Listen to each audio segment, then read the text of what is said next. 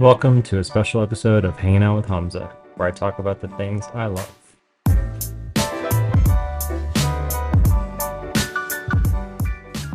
In today's episode, we'll be talking about Ryan Gosling and all the reasons why I love him.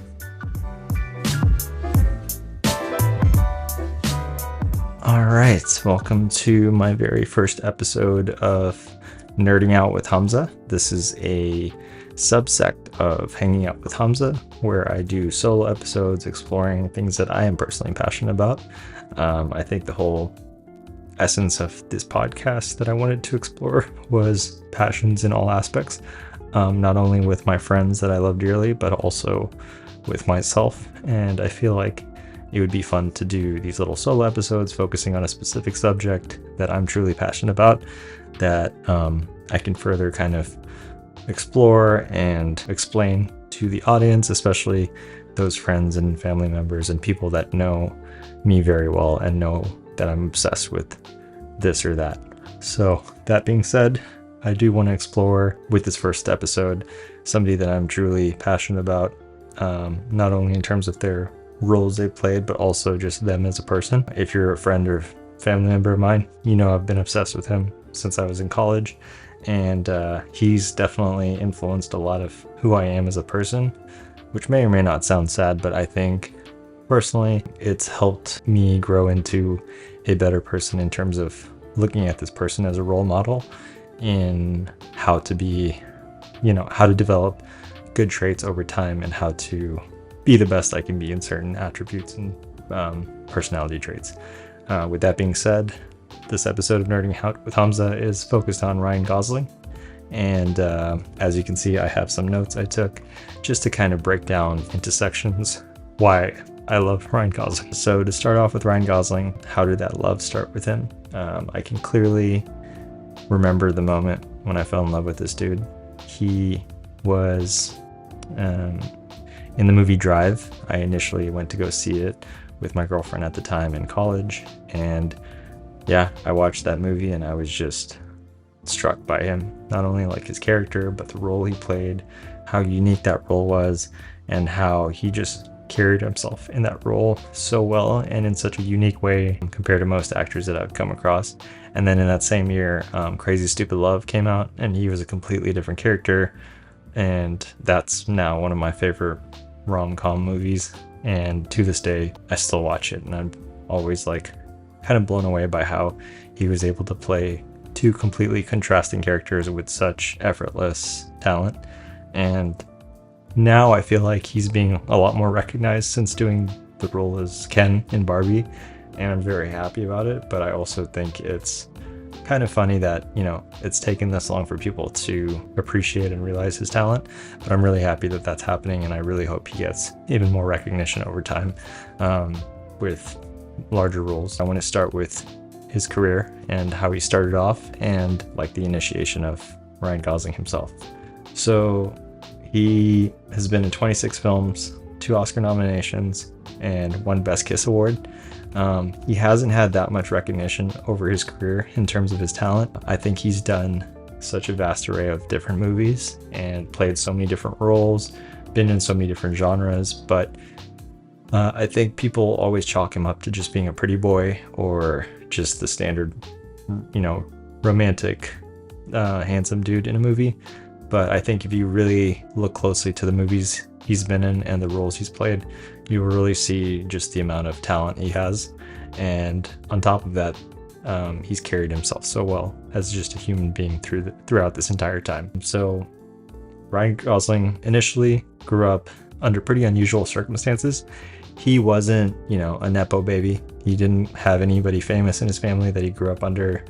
He wasn't in a rich environment. He actually grew up with a single mom in a trailer park, and they were dirt poor, couldn't afford anything. He spent a lot of his time working odd jobs and pursued his acting career as a child. And his first big kind of career was in the Disney child star role. He was alongside Justin Timberlake, Britney Spears, and Christina Aguilera, so they all started off as those Disney child stars, and obviously they all grew into, these bigger careers, and you can see their trajectories were all super different. Also, their personalities have just been all different through their career because of, I would think, their early rise as a child star. And I think historically, when you look at most child stars, they don't have the best trajectory, just because I think growing up famous can really affect your mental development. And I honestly don't hold it against any of these stars that have gone through that, because I can't imagine the amount of pressure and just the effects on you growing up famous. I think because of Ryan going under all those circumstances and growing up famous and having all this pressure to be famous and do all this stuff, despite all that, he's managed to really carry himself in such a good manner. I think if you watch any interviews with him, you'll see he carries himself so well. He's so humble. He just has a great personality, and he doesn't, hold himself in this higher regard above everyone else. And I think that's something that I really appreciate about him, not only as an actor, but just as a figurehead. So yeah, the other thing is his relatability. I kind of mentioned that just now, but I think his relatability in person and in film. I think when you watch a movie with Ryan Gosling, yes, he's a really good looking dude. He has a charisma to him, but he manages to play these characters in such a relatable manner. And one of the best examples I have is Lars in The Real World. He plays a guy that's basically on the spectrum. He really, fell into that role, picked up weight. If you look at him in that movie, you almost won't recognize Ryan Gosling, because he just completely changed himself physically for that role. And in terms of just personality, he has these tics. He's very weird. He's just like definitely trying to show that he has a social ineptitude about him. And it's because that character is supposed to, just be an overall unique, odd character. And that was my first kind of recognition of him being a true auteur and like just artist. He's not just an action movie star. He's not like a rom-com guy. Like, he actually has the chops to be an amazing actor. Unfortunately, that movie was kind of under the radar. It didn't really go recognized, but nowadays if you were to watch it, you would think it's like an A24 film because of how odd it is. But it's a great movie, and I highly recommend it. The next thing I wanted to kind of focus on is his acting ability. I kind of mentioned that again. He does this thing where he can act without speaking. I think a lot of great actors of our generation can do that, where their body language and their facial expressions can do more than their words alone. Like, writing can only go so far. The rest of it is up to how the character or actor portrays that. And I think Ryan Gosling has done such an incredible job with that. And my example of it is obviously Drive. I think if you look at Drive has 116 lines, 891 words by him, and one glance. Like, his entire role in that movie is based on facial expressions and wordless emotions. I think the lack of dialogue really frees us to like study his face more and have more of an intimate connection with his character, because the entire movie, there's more time spent analyzing his facial expressions and understanding his emotions, thoughts, and feelings through how he's conveying it physically. And I think as a physical actor, he's incredible. There's a lot of memes and jokes about that movie about how a lot of the scenes is just him staring into space and, not talking. And I think it's really funny, but if you look at it again and really appreciate it for the fact that he does so well with the character by not saying anything, I think that takes a certain level of skill that people don't really appreciate as much. I think every word he does say in the movie, or every short sentence or phrase, does have an added weight to it, because he puts more emphasis on those things, because you barely hear from him in the movie. So when he is saying something, it's something that really has some meaning to it and has a lot more weight to it because of his lack of words throughout the movie. I think his character portrayals have wavered between light and dark so well. He's never played just one side or the other. I think if you watch every movie, he's either wavering between one or the other, or he's kind of just really on one end of the spectrum of either side. So for instance, Blade Runner, I think you can see that dark aspect of him.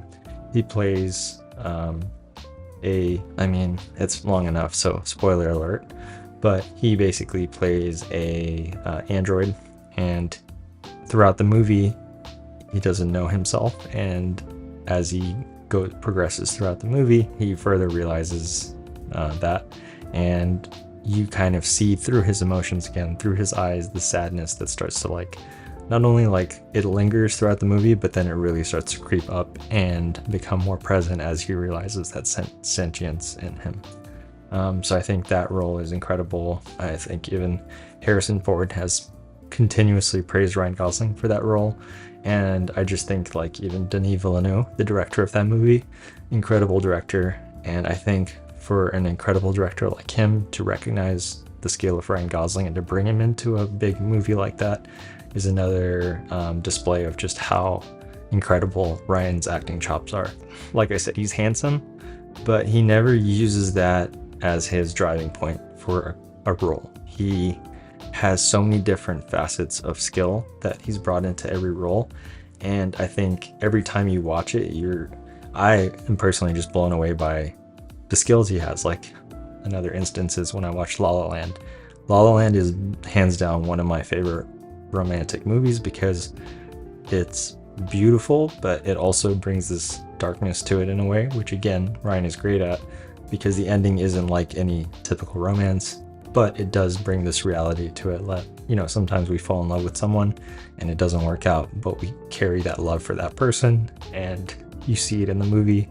Again, if you watch that final last scene of La La Land, when he looks at Emma Stone and she looks at him, and again, he uses his eyes to emote this feeling and this understanding that, he sees her, he recognizes her, he holds no hard feelings, and he's just happy for her. And it's all done with no use of words. And I think that is the most beautiful scene, personally, from Ryan Gosling that I've personally enjoyed. And I think it's just because he does all of that with just the use of his eyes. And I think it's such a beautiful thing.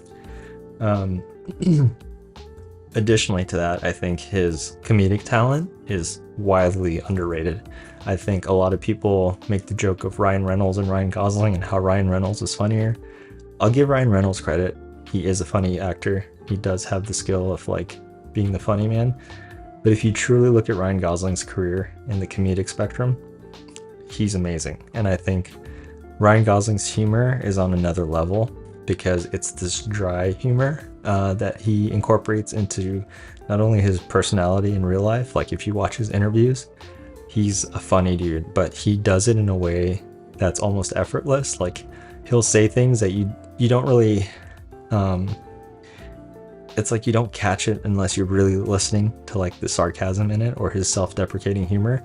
And whereas I think Ryan Reynolds is a little bit more out there, he's like more of like this might be biased, I just think Ryan Reynolds is more of a clown. Like he just puts himself out there as this like comedic actor and he wants everybody to know he's funny, whereas Ryan Gosling is more reserved in it.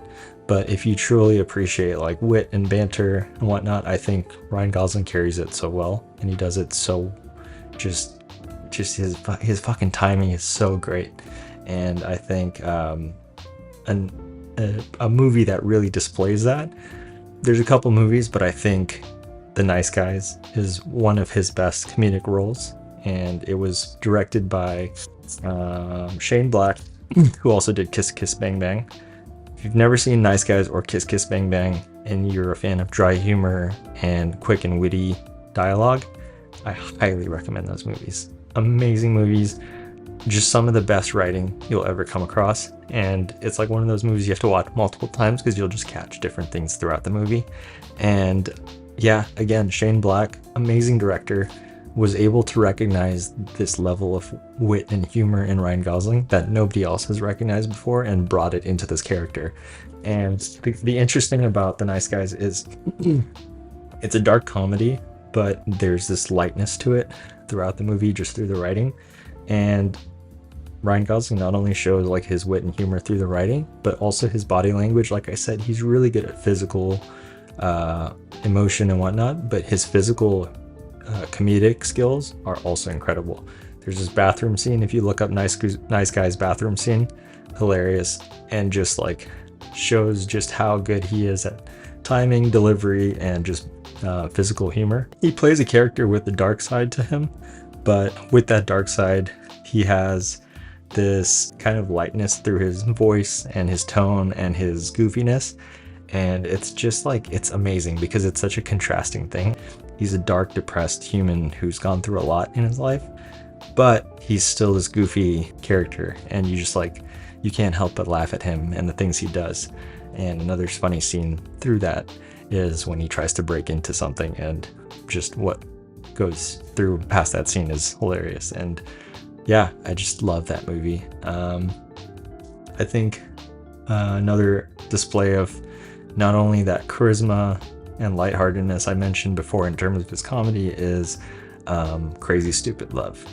If you watch Crazy Stupid Love, it's a display of his handsome, charismatic talent as an actor, mixed with this comedy that you wouldn't expect from him, that is almost as good as Steve Carell's. Like, he goes toe to toe with Steve Carell, and like I don't think anybody can disagree that Steve Carell is like a legend in the comedic world, like one of the best comedians, I think, or just talents that has been in comedy.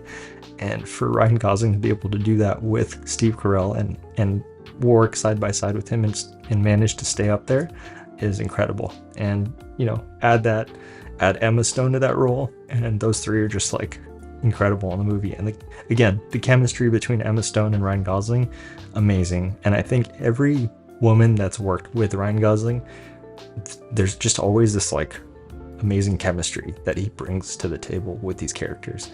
And I think that's very hard to do too. There's a lot of handsome men in cinema, but it's not very often that you see that chemistry so naturally develop between two actors.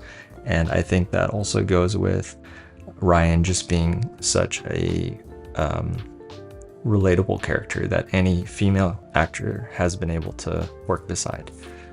If you listen to any of the actors that have worked with Ryan, they've had nothing but positive things to say about him. And I think that's also something to really appreciate, is he's never really had any bad dramatic instances in his career. He's never yelled at anyone. He's never demeaned anyone. He's never disrespected anyone in his career. He's spoken highly of everyone he's worked with. I'm sure there were challenges along the way, but you just never hear him complaining about anything. And I really appreciate that about him as a person and as an actor. And I just think those are just traits that I try to pick up and carry in my life. And I think it's something that I really value, is holding in high regard people that I appreciate, whether it's in film or music or tech or anything, that have these good personality traits, because it's something that can, you know, even subconsciously sometimes influence me to do those things in that manner. Another thing I think that happens in Hollywood and in cinema is you can easily get typecast into a role. And I think Matthew McConaughey went through that for a while before he got a new agent, which he then, you know, started to transfer into these transform into these incredible roles like True Detective and whatnot. Ryan Gosling has managed to somehow keep himself away from being typecast as the typical heartthrob, handsome dude, whatever. I think he could have easily gone down that path, but he's always challenged himself with roles, and he's always pushed himself to do different things. So no two characters in a movie are the same. I think people joke a lot that he's the same guy that doesn't talk in movies, but I can easily argue against that with, you know, if you watch Drive and then you go and watch Nice Guys, they're two completely different characters. He played a movie called The Believer. It's one of his first roles. He played a Jewish person turned neo-Nazi, and it's a very dark movie, and it's nothing like any of his other roles. So I think that's something that people easily water down his character to, and I think it's just not true. And I really recommend you look into his cinematic history and watch his other roles and really appreciate just how different all of his characters have been. I don't know if you remember, he was also in Remember the Titans. He had a tiny role as that goofy cowboy dude, and I think he did great in that role. It's a tiny role, but he still had a presence to him that you just remember that character so easily, even though he was just a small side character. So just recently he actually won a Kirk Douglas Award, and they had an entire speech honoring him. And I think it was great because Steve Carell did a a speech about him, and Steve Carell eloquently displayed just why Ryan Gosling is an amazing person and actor, better than I have throughout this podcast. So I highly recommend it. I'll add that link in this description. Some people find him moderately handsome, but I don't know, not my type. When I worked with him, he was actually very embarrassed that everyone was making such a fuss over his godlike physique. He would say, "I only worked out because my character works out." Break. Have you seen any of Ryan Gosling's work? Lars and the Real Girl. He was great in it. The Nice Guys, fantastic. Barbie, Place Beyond the Pines, Big Short, The Notebook, excellent, fantastic, sublime, and incredibly diverse body of work.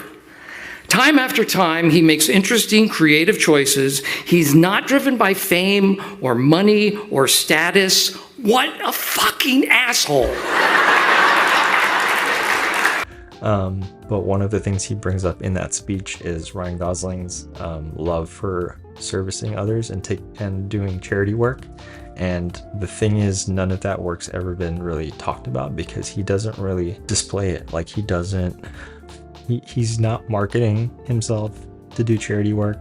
He doesn't promote it. He doesn't do it for, any other reasons than to help people. And there's no agenda to his charitable work, which I think unfortunately happens a lot in our generation and also just through social media and everything. And I really admire and respect that about him. Again, watch that speech and you'll just really appreciate how much people love him and appreciate what he's done as a human being, and just how down to earth he really seems to be. Greta Gerwig is also on there, and with that I want to mention his role as Ken in Barbie is just another example of his comedic talent, his physical humor, and his stage presence.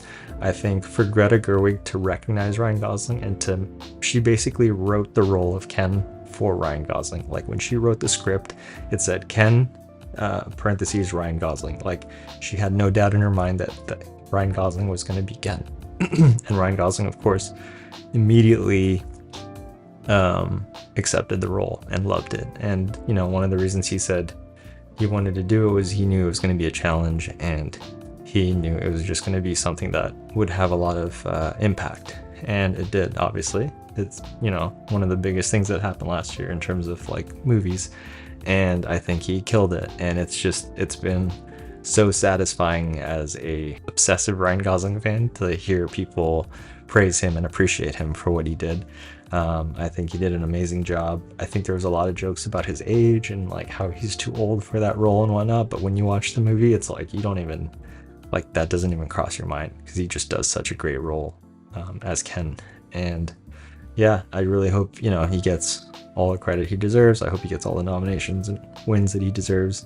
But that is something that I was really proud to see of last year, and it was cool to hear a lot of my friends talking about it and appreciating him and bringing up to me just how they understand now why I love Ryan Gosling.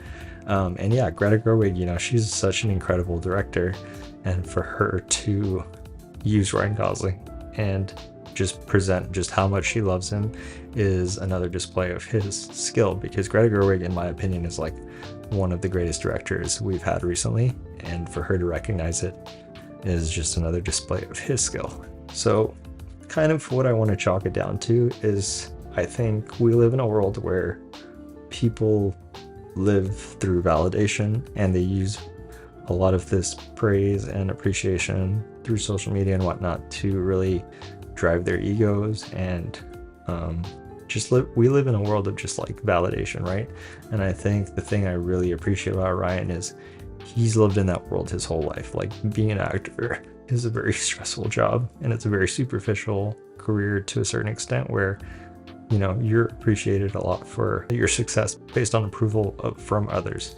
And I think it can really weigh on you to depend on that a lot. And he has still managed to be a very humble and down-to-earth person, and I really look up to and admire that, because I think that's a very challenging thing to do. I think in that role and career, to go day by day just being thankful and down to earth and kind is just a display of just his character and his natural kindness as a human being.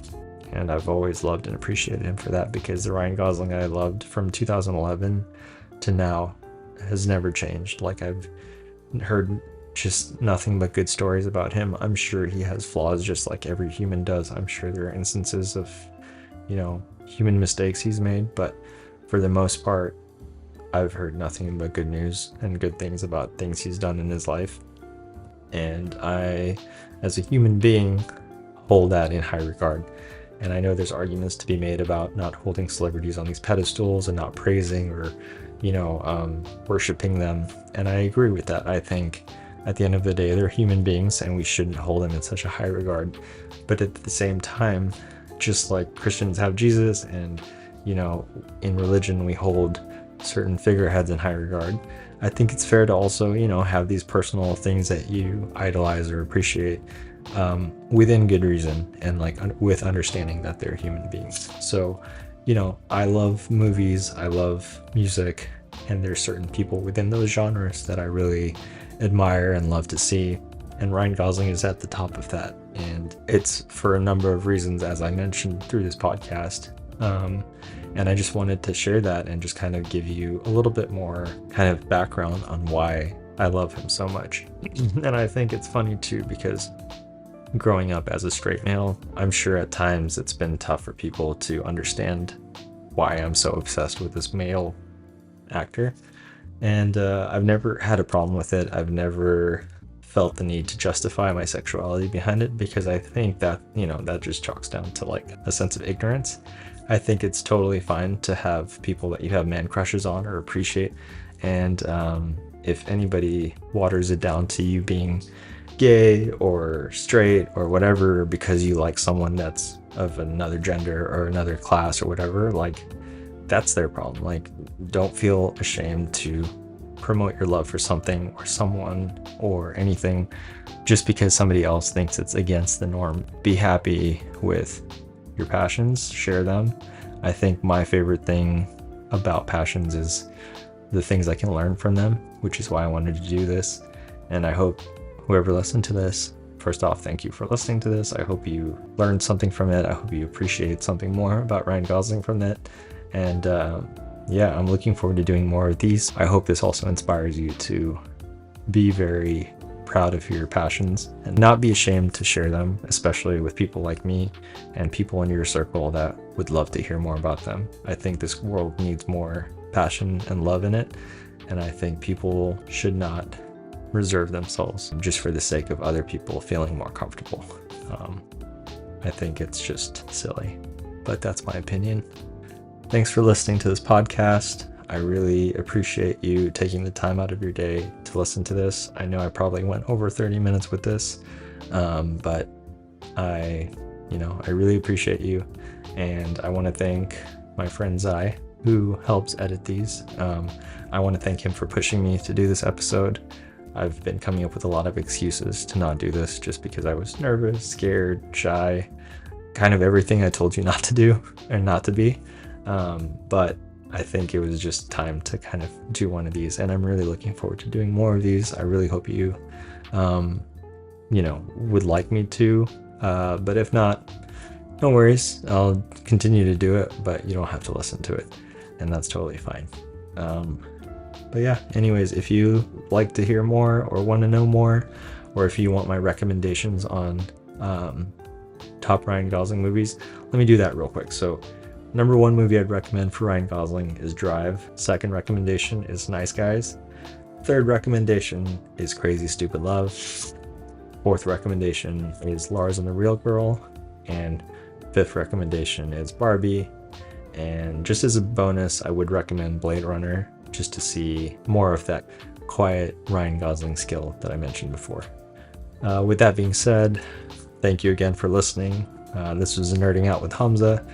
And stay tuned for the next episode where I will be discussing the Cybertruck and why I love the Cybertruck and the technological innovations in it that I believe personally are going to innovate the automotive industry just as the iPhone did for phones in general. Again, thank you for listening, and please like, subscribe, rate this, and share this if you feel so inclined to. Thank you, and take care.